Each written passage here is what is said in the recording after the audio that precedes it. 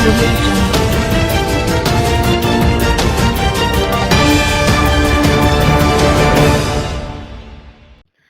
السلام علیکم، آپ دیکھ رہے ہیں کے نیوز چینل۔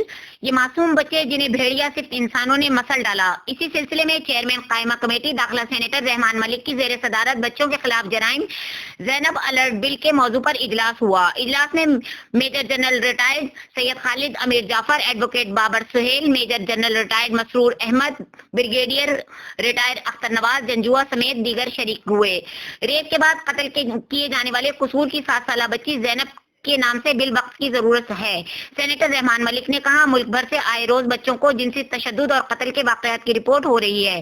ہم اب تک بچوں کے ساتھ جنسی زیادتی کے واقعات روکنے میں ناکام رہے۔ میں نے زینب کے واقعے کا نوٹس لیا تھا اور فیصلہ آنے تک کیس کی پیروی بھی کی۔ معصوم بچوں کے ساتھ زیادتی کرنے والوں کو سخت ترین سزا ہونی چاہیے تاکہ عبرت بنے۔ ہمیں اپنے بچوں کو بچانے کے لیے غیر معمولی اقدامات اٹھانے ہوں گے۔ چاروں صوبوں اسمبلیوں کو بھی زینب الرٹ بل پاس کرنا چاہیے۔ زینب الرٹ بل کا اطلاق جلد از جلد پورے ملک میں ضروری ہے۔ جنسی زیادتی کے شکار بچوں کی نفسیاتی بحالی کی اشد ضرورت ہے۔ اسکولوں میں جنسی زیادتی کے حوالے سے بچوں میں آگاہی مہم چلائی جائے۔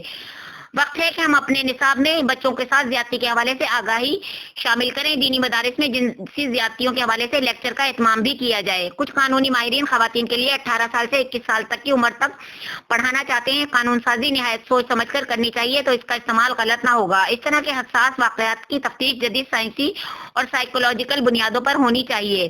پورے ملک میں فورنسک لیبارٹریز قائم کی جائیں اور ایک FIA ہیڈ کوارٹرز میں قائم کیا جائے۔ ملک پاکستان کے سربراہان سے اپیل ہے کہ خدا را آنکھیں کھولو اور ان معصوم کلیوں کی بے حرمتی کرنے والوں کو عبرتناک سزا دی جائے۔